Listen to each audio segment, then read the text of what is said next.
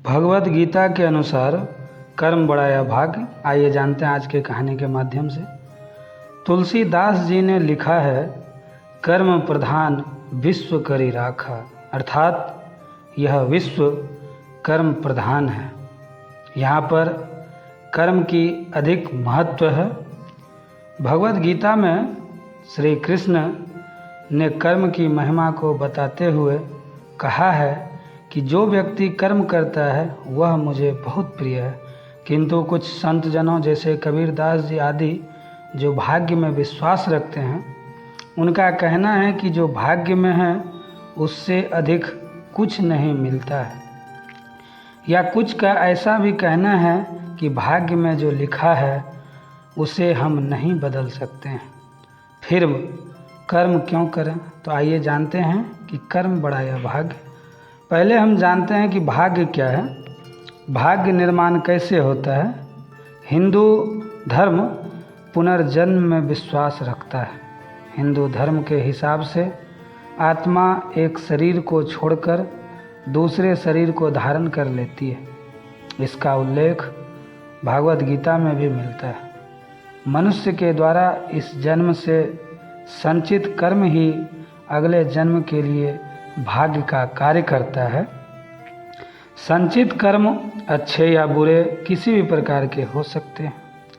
आप इस जन्म में जैसा कार्य करते हैं, अर्थात अच्छे जैसे दान पुण्य, दूसरों की मदद करना आदि, यही कर्म आप जब तक जीवित हैं तब तक तो आपकी सहायता करेंगे ही, और जो बचे हुए कर्म हैं, यदि आप मृत्यु को प्राप्त होकर अगले जन्म को प्राप्त करते हैं तो जो कर्मों का फल आपको इस जन्म में नहीं मिल पाया, वह कर्मों का फल या संचित कर्म आपके अगले जन्म के लिए भाग्य का कार्य करता है। यदि आपका संचित कर्म अच्छे थे तो आपका भाग्य अच्छा है, और यदि आपके संचित कर्म बुरे थे तो आपका भाग्य बुरा होता है। कर्म क्या है? व्यक्ति की हर गतिविधि कर्म कहलाती है, जैसे व्यक्ति का सोचना, खाना, कार्य करना, किसी के लिए अच्छा करना या बुरा करना आदि। भगवद गीता के अनुसार आइए जानते हैं कि अब कर्म बड़ा या भाग्य। एक उदाहरण के माध्यम से, एक विद्यालय में दो विद्यार्थी लक्ष्मी और सत्यम पढ़ाई करते थे। सत्यम बहुत मेहनती था। वह अच्छे से पढ़ाई करने के बाद भी कक्षा में प्रथम स्थान प्राप्त करने में असमर्थ था, जबकि लक्ष्मी नकल करके पास होने व भाग्य में विश्वास रखने वाला विद्यार्थी था। लक्ष्मी और सत्यम धीरे धीरे दोनों अच्छे दोस्त बन गए, और सत्यम भी मेहनत के स्थान पर भाग्य में विश्वास करने लगा। किंतु जब परीक्षा हुई तो सत्यम लक्ष्मी के जैसे नकल नहीं कर पाया और वह फेल हो गया। जब यह बात उनके अध्यापक को पता चला कि सत्यम फेल हो गया, तो उनके अध्यापक ने समझाया कि तुमने कभी बैंक के लॉकर का इस्तेमाल किया है? बैंक लॉकर दो चाबियों की मदद से खुलता है। एक चाबी उपभोक्ता के पास होती है, जबकि दूसरा बैंक के मैनेजर के पास वो खुद रखता है।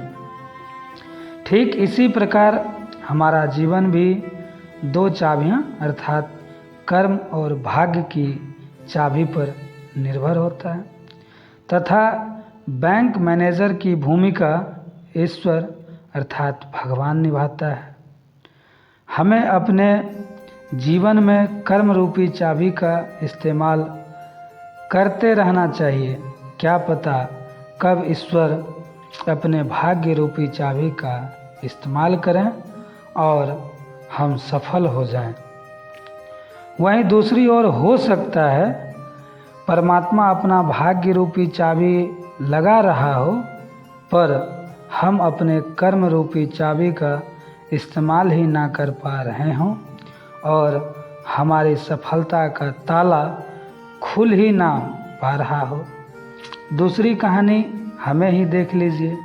हम एक से एक कंटेंट पर वीडियो बना रहे हैं, ये हमारा कर्म है, लेकिन आप लोग चैनल को सब्सक्राइब नहीं कर रहे हैं, ना ही वीडियो देखते हैं, ना ही वीडियो शेयर करते हैं। ये हमारा भाग्य दुर्भाग्य है, लेकिन हम कर्म करते रहेंगे, भाग्य अपने आप बनेगा। गीता के अनुसार भाग्य भी कर्मों से ही बनता है। जो पिछले जन्मों का कर्म है, एक व्यक्ति अमीर के घर जन्म लेता है जबकि दूसरा गरीब के घर जन्म लेता है। यह सब पिछले जन्मों के आधार पर ही तय होता है। भगवद गीता के अनुसार कर्म का फल तो मिलता है और कर्म भाग्य एक दूसरे के बिना महत्वहीन है।